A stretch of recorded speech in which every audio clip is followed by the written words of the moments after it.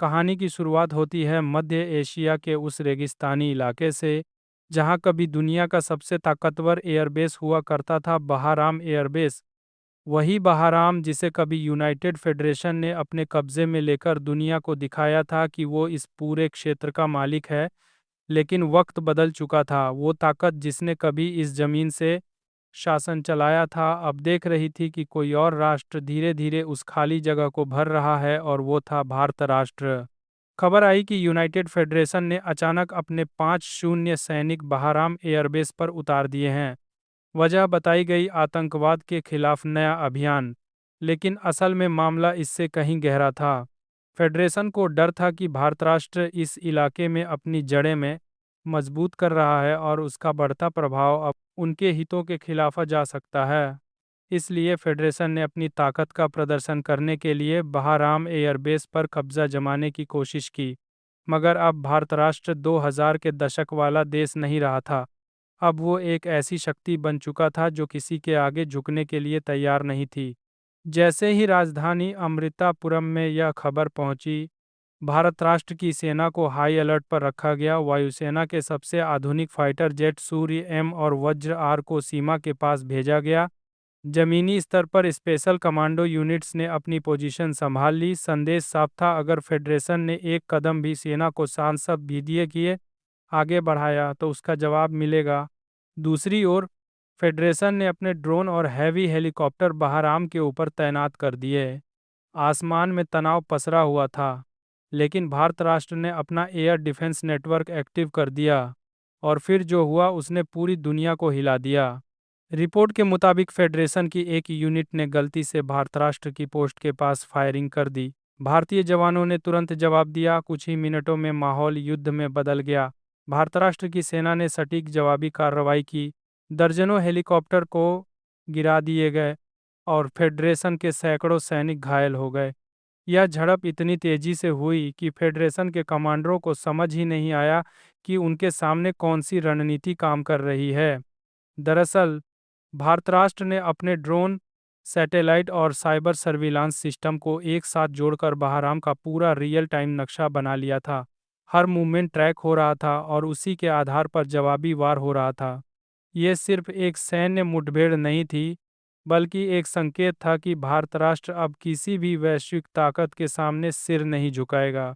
शुरुआत में विदेशी मीडिया ने इस खबर को दबाने की कोशिश की, लेकिन जब उपग्रह तस्वीरें और वीडियो सामने आए तो मामला वैश्विक चर्चा का केंद्र बन गया। यूनाइटेड फेडरेशन की संसद में सवाल उठने लगे कि आखिर भारत राष्ट्र जैसे सहयोगी देश से टकराव क्यों किया गया। फेडरेशन के राष्ट्रपति ने सफाई दी कि यह एक गलतफहमी थी, मगर दुनिया जान चुकी थी कि कहानी इससे कहीं आगे जा चुकी है। संयुक्त राष्ट्र में यह मुद्दा उठा। कई देशों ने भारत राष्ट्र के आत्मसंयम की तारीफ की। रूसारिया और जोंग गणराज्य ने फेडरेशन पर दबाव बनाया कि वह एशिया में तनाव पैदा करने से बचे। भारत राष्ट्र ने वहां भी संयम और दृढ़ता दोनों दिखाई। उसने कहा, हम शांति चाहते हैं, लेकिन अपनी संप्रभुता से समझौता नहीं करेंगे। बहराम की यह लड़ाई इतिहास का मोड़ बन गई। पहली बार दुनिया ने देखा कि शक्ति संतुलन अब बदल रहा है। भारत राष्ट्र अब एक दर्शक नहीं, बल्कि एक निर्णायक शक्ति है। सोशल मीडिया पर बहारूम स्ट्राइक और इंडिया राइजेस जैसे हैशटैग ट्रेंड करने लगे। देश में उत्साह की लहर दौड़ गई। टीवी चैनलों पर बहसें चल रही थीं। क्या सचमुच भारत राष्ट्र ने सुपर पावर को झुका दिया? देश के प्रधानमंत्री ने विशेष सुरक्षा बैठक बुलाई। उनका बयान गूंजा, हम किसी के क्षेत्र में दखल नहीं देते, लेकिन अगर कोई हमारी सुरक्षा से खिलवाड़ करेगा तो हम उसे करारा जवाब देंगे। यह सुनकर देश भर में जोश की लहर फैल गई। लोग सड़कों पर जय भारत राष्ट्र के नारे लगाने लगे। दूसरी ओर फेडरेशन की संसद में हड़कंप मच गया। उनके सैनिकों के परिवार सरकार से जवाब मांगने लगे। आखिर क्यों भारत राष्ट्र जैसे देश को उकसाया गया? फेडरेशन के प्रेस सचिव को आखिरकार एक बयान जारी करना पड़ा। भारत राष्ट्र के साथ हुई घटना दुर्भाग्यपूर्ण थी और इसे टाला जा सकता था, लेकिन तब तक संदेश साफ था, दुनिया अब भारत राष्ट्र को कम नहीं आंक सकती।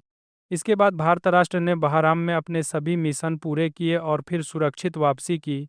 लेकिन उसने दुनिया को दिखा दिया कि अब वह सिर्फ रक्षक नहीं, रणनीतिक विजेता है।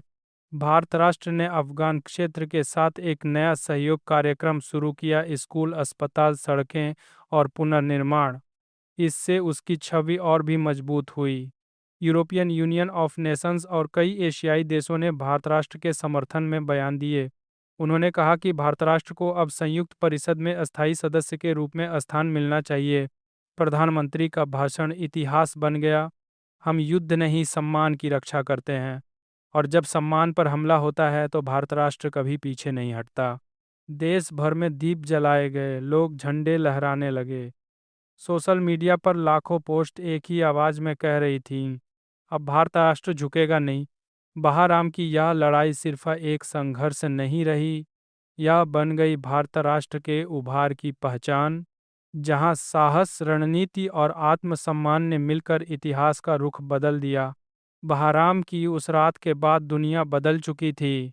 यूनाइटेड फेडरेशन को यह एहसास हो गया कि भारत राष्ट्र अब किसी के आदेश पर नहीं चलेगा। लेकिन कहानी यहीं खत्म नहीं हुई थी, असल तूफान तो अब आने वाला था। फेडरेशन की हार से उसके सहयोगी देशों में खलबली मच गई। उन्होंने संयुक्त बयान जारी कर कहा कि भारत राष्ट्र ने क्षेत्रीय स्थिरता को खतरे में डाल दिया है। लेकिन भारत राष्ट्र ने इसका जवाब शब्दों में नहीं, कूटनीति में दिया। विदेश मंत्रालय ने सटीक बयान दिया, अगर स्थिरता का मतलब झुकना है तो भारत राष्ट्र अस्थिर रहना पसंद करेगा। ये शब्द दुनिया के हर न्यूज़रूम में गूंज उठे। वॉशिंगटन से लेकर यूरोपिया तक हर जगह अब चर्चा एक ही थी, द राइज ऑफ भारत राष्ट्र। इधर बहाराम एयरबेस अब भारत राष्ट्र की टेक्नोलॉजी का नया चेहरा बन गया था। जहां कभी बमों की आवाज़ गूंजती थी, अब वहां भारत राष्ट्र के वैज्ञानिक ड्रोन और रक्षा सिस्टम की टेस्टिंग कर रहे थे। इस प्रोजेक्ट का नाम रखा गया ऑपरेशन पुनरुत्थान। दिस इज अंद्रिस के पास इंद्रिस का सम्मान से बिया। यह सिर्फ एक सैन्य ठिकाना नहीं बल्कि आत्मनिर्भरता का प्रतीक बन गया। दूसरी तरफ यूनाइटेड फेडरेशन चुप नहीं बैठा। उसने आर्थिक दबाव डालने की कोशिश की, व्यापार प्रतिबंध, आयात पर रोक, कूटनीतिक धमकियां। लेकिन भारत राष्ट्र ने जवाब में अपने सबसे बड़े सहयोगी कार्ड खेले। ऊर्जा समझौते रूसारिया के साथ, टेक्नोलॉजी गठबंधन जोंग गणराज्य से, और अंतरिक्ष मिशन का नया अध्याय यूरो अटलांटिक देशों के साथ। दुनिया को समझ आ गया कि भारत राष्ट्र अब किसी एक गुट पर निर्भर नहीं बल्कि अपनी नीति खुद तय करता है। फेडरेशन ने साइबर वार शुरू किया, भारत राष्ट्र के रक्षा सर्वरों पर हजारों हैकिंग अटैक।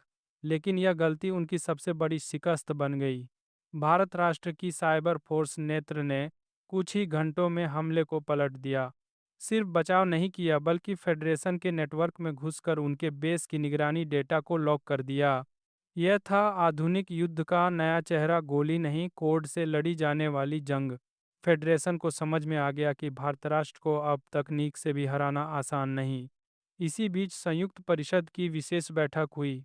भारत राष्ट्र ने वहां एक ऐतिहासिक प्रस्ताव रखा, किसी भी देश को दूसरे के क्षेत्र में बिना अनुमति सैन्य तैनाती की इजाज़त नहीं दी जाएगी। इस प्रस्ताव को 152 देशों का समर्थन मिला और फेडरेशन के खिलाफ प्रस्ताव पारित हो गया। यह था वह पल जब भारत राष्ट्र ने राजनीतिक मोर्चे पर भी जीत दर्ज की, सिर्फ बंदूक से नहीं, बुद्धिमत्ता से। देश के भीतर उत्सव का माहौल था। राजधानी की सड़कों पर लोग झंडे लेकर निकले, हर ओर एक ही नारा, जय भारत राष्ट्र, जय शौर्य। प्रधानमंत्री ने राष्ट्र को संबोधित करते हुए कहा, हमने बहाराम में कोई युद्ध नहीं लड़ा, हमने अपनी गरिमा की रक्षा की। जो देश अपनी गरिमा की रक्षा नहीं करता उसका अस्तित्व इतिहास मिटा देता है। भारत राष्ट्र कभी मिटेगा नहीं। इन शब्दों ने हर नागरिक के दिल में आग जला दी। सेना के जवानों की तस्वीरें सोशल मीडिया पर फैल गईं। हर घर में वही चर्चा, अब वक्त भारत राष्ट्र का है। फेडरेशन के राष्ट्र